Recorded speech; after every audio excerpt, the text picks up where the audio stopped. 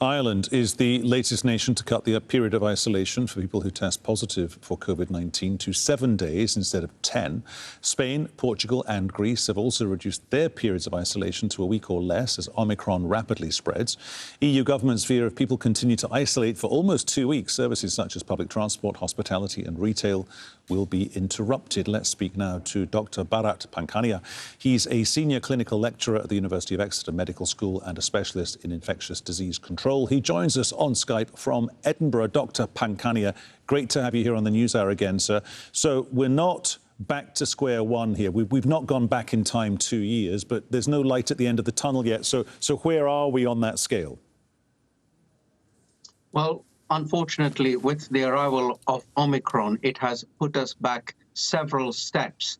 And unfortunately, this was foreseeable because people like myself have been saying for at least a year that unless we suppress infections in other parts of the world, variants of concern will arise and it will be a setback. And this is an example of what has happened.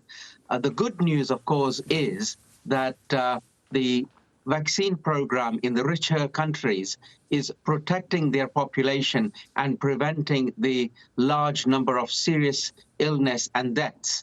But we've still got a long way to go, especially with immunizing the poorer parts of the world. Do you think governments around the world who are reducing the periods of isolation are getting it right? And do you understand the reasons why they are doing it?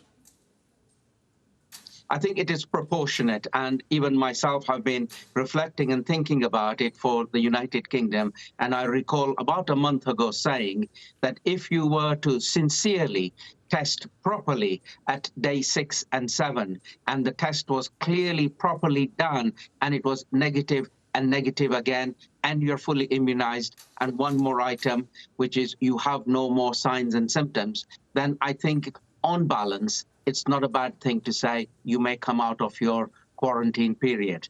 What can we do? I mean, it's the classic example of be the change that one wants to see. So what's the cocktail of precautions or measures that we should all observe as we kind of move back to the new normal, or something that approaches what was the old normal of normal, everyday, day-to-day life?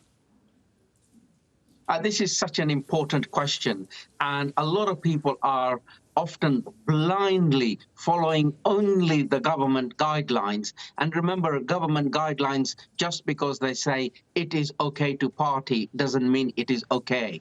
So what I would say is we can be the change that we want it to be, and it would mean be fully immunized, take your boosters, and wear a good quality mask, a FFP2 mask, and avoid those indoor closed, poorly ventilated places. If we were to exercise all of those measures ourselves, we, by our own efforts, would bring down the case numbers. Can I ask you a more personal question, if you will? I didn't quite understand some of the European government's advice, or pockets of the advice, and also the North American, the US and the Canadian advice in the run-up to Christmas, because the advice was don't socialise with people because it's Christmas. But it's counterintuitive, because if you take average figures for average-sized families, people actually socialise less over Christmas and New Year and those sort of, those key holidays, Easter, Hanukkah, Ramadan, Eid, those holidays that everyone takes part in around the world. And generally, statistically, we all socialise with 6 or 7 people that we know really well. And the danger is not from people we know really well, because we probably know their medical backstory. The danger is from strangers. It's people you meet on a train, on a bus, on a plane.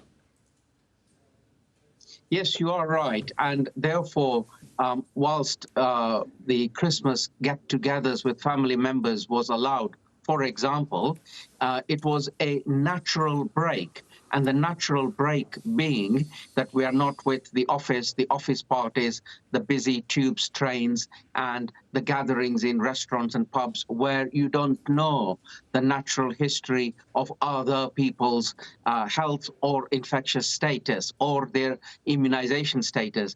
Therefore, in summary, it is easier and better to mix with people that you know and you've all agreed to a given protocol, whereas when you are meeting and mixing with total strangers, We are going into a unknown.